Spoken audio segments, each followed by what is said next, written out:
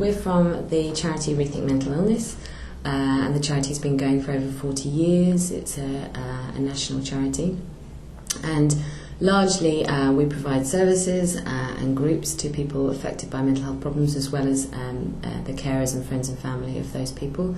And we also campaign and lobby for changes, and our strapline is challenging attitudes, changing lives, and that's what we try to do on a kind of day-to-day basis. There's still a lot of stigma in society when it comes to mental health.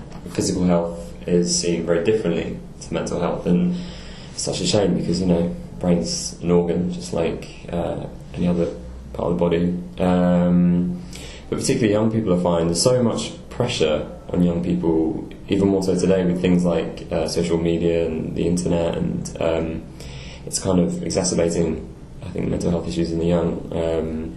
We're seeing young people suffering from depression and anxiety much younger now. Self-harming rates have rocketed really high, and we don't really know the full extent because obviously it's something that people don't talk about. But we know that self-harming has increased dramatically in young people, and it's still something that there's a massive silence around. It's still a taboo, and we're trying as hard as we can to break that, but it's taking a long time to change.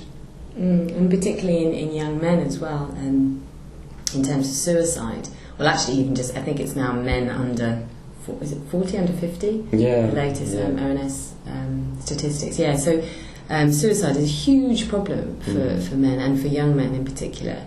And it's strange that there is this kind of silence around it. Why aren't we talking about this subject? Why is it so difficult for us to talk about mental health problems and to have conversations around? Because actually suicidal feelings are quite common, and they're human experiences, and we need to, the more we talk about them and the more it becomes a norm to do so, we'll be able to avoid tragedies that are happening every single day, and we're just not talking about it, and it's just not being recognised. And it's strange.